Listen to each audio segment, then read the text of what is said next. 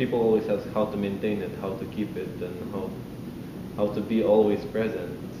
And this is perhaps by far the most important question to those people who already are aware of their being as presence rather than a person. And I assume that everybody can share the same experience that in your life there is sometimes something which is stimulating you and affecting you in a way that sometimes it seems that you don't have enough presence to not react out of the mind. And sometimes it seems that you do have enough presence and there is already a time frame that a gap before reaction, and you're just consciously evaluating what kind of action should take place, how should I respond. And this is not easy to make it full-time job. That your consciousness would be full-time employed. The only thing is that there is a belief that your being is full of thoughts and the mind and everything. There's still a belief held enough, strongly enough, that you keep receiving these kind of thoughts. What if I tell you that at this very moment, if you just let go of even this idea that there's thoughts coming and it's bothering you and you're anything else than consciousness. And I always speak only of this moment because I don't care of any other moment. It doesn't exist other from here, so let's only focus on this. And why not now to experience yourself fully as consciousness? Not to believe that you still have to practice something, you still have to keep doing something to keep getting back into this consciousness, even this meditation or everything. People don't even ask themselves, who is meditating? Who is trying to find who am I? But people do ask a question, okay, I'll sit down and meditate and ask, who am I? Who am I? And all those thoughts coming. But who's asking that question even? Isn't it the mind itself asking these kind of questions? And initially it's okay. For the mind you need to give some sort of food to indulge and to start grasping, and as soon as the mind gets actually doesn't want, in a way, if it's a good mind, in India I think they call it sattvic mind, where it's a good part of the mind which pulls you into self-realization, and there's a bad part of mind which pulls you away from it. And as soon as you come to awaken and you start moving towards self-realization, equally quickly it seems that the bad part of the mind also arises, which tries to pull you back out of it. And there's like a hell and heaven starts playing out itself in a way. And yet this is a normal, natural experience to everybody, and it should be appreciated, because now it doesn't have to continue like that anymore. Now I'm saying to you that this very moment, all of it can finish. You don't have to move for any other experience. You don't have to move for anything more than now. Because now, you're consciousness. Next moment, guess what? You're still consciousness. Your whole life, you're where you are and you will be only consciousness.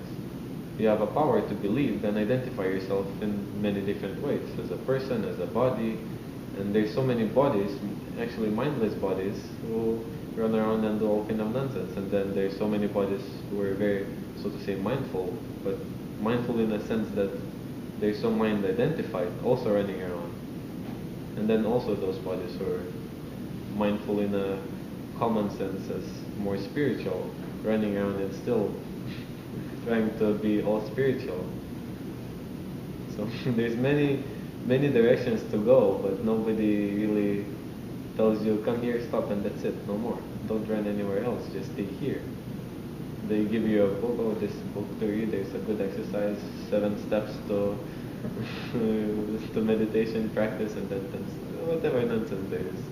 Always there is steps to something. But they give you the only step away from the self. Step away from the self-idea that you have, because as soon as you step away from that self-idea, you step into the self. And how funny it would sound, step away from the self to step in the self.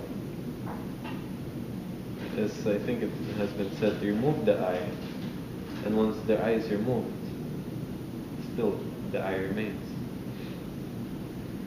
So the I that you believe yourself to be as a person, as whatever gender it could be, as Carolyn said, that once you start experiencing yourself not as this body which has some identity, male or female or something, then you can really already taste and know that okay, this is the present, because it doesn't have any idea, any attachment to anything. So there's intuitive recognition that nothing has to be learned about it. I cannot teach you how to recognize yourself.